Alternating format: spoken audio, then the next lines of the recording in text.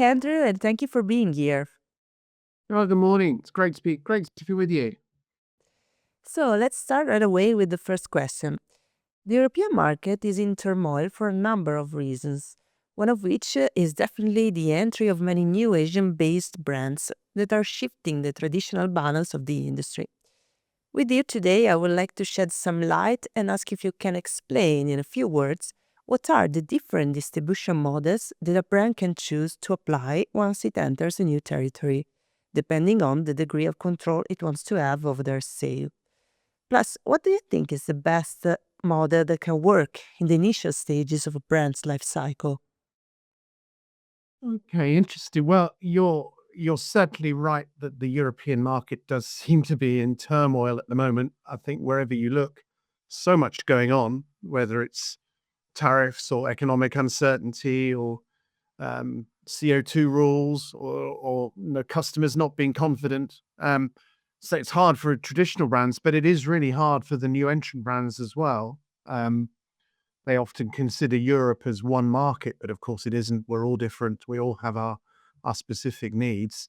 I think when it comes to distribution choices, um, we need to talk about the wholesale level briefly and then the dealer level. So I've allowed myself one slide to help us along.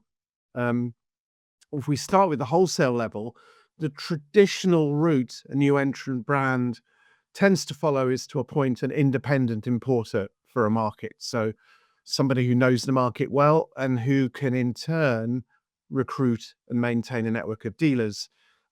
Most brands historically have moved from an independent importer to a wholly owned national sales company when the market's got bigger, when it's got more important for them. Um, but that kind of path isn't universal anymore.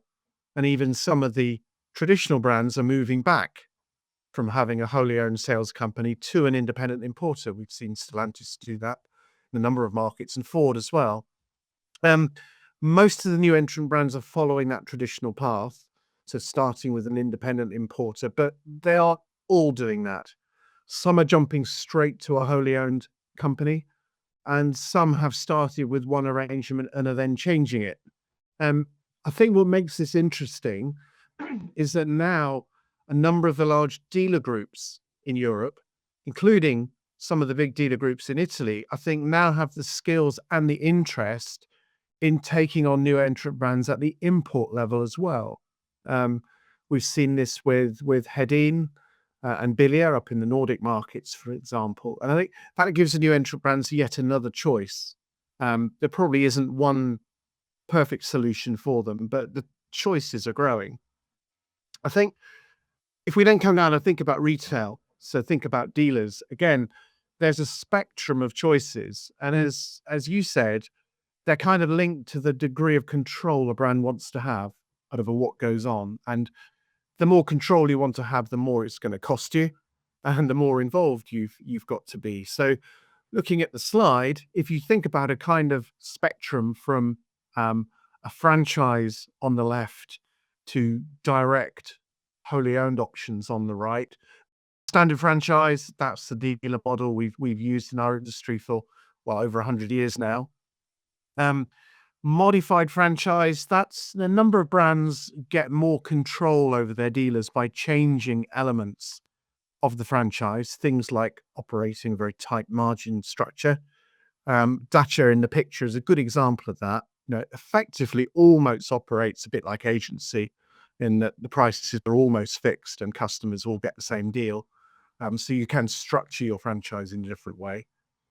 You can choose agency, genuine agency we've put in the middle of the slide. So effectively halfway house, the manufacturer gets control of the sale. They get contact with the customer, but they still get a dealer to do the selling for them. You'll note I've only put genuine agency on the slide. I haven't put non-genuine agency. For us, that's just a label. It's really more of a modified franchise in all the examples we've seen.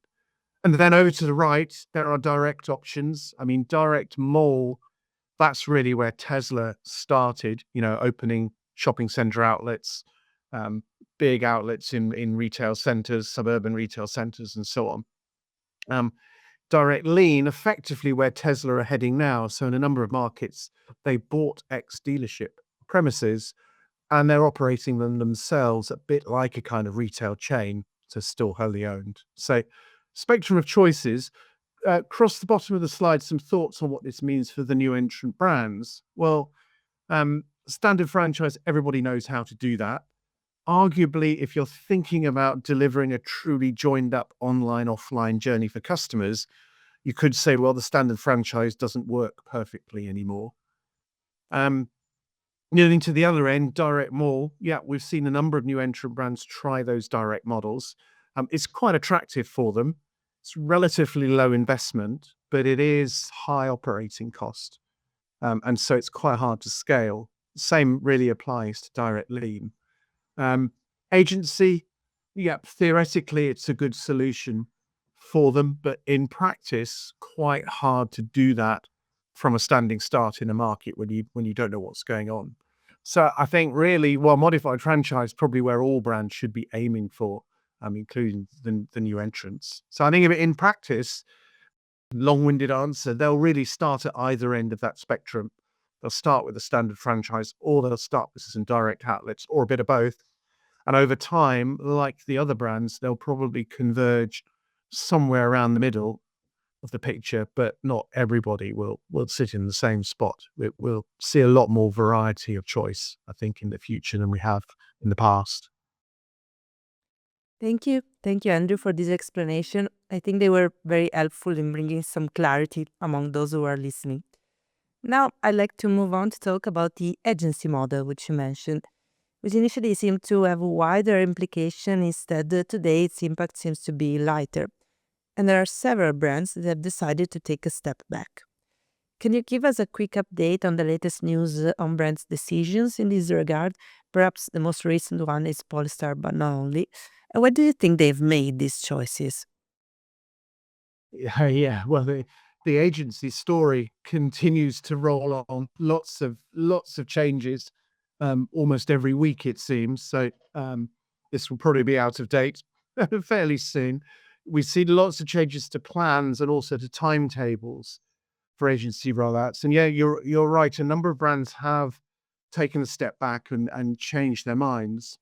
I think easiest way to summarize this, there are some brands who've effectively changed their minds before they even got started with agency. And in that category, we put Jaguar Land Rover, at least in Europe. They've still got agency in South Africa. And Ford, who got as far as a pilot agency rollout in the Netherlands, which was done in a big hurry and didn't really work. And so they've changed their minds as well. Both of those have kind of gone back to the kind of fairly standard franchise for the moment.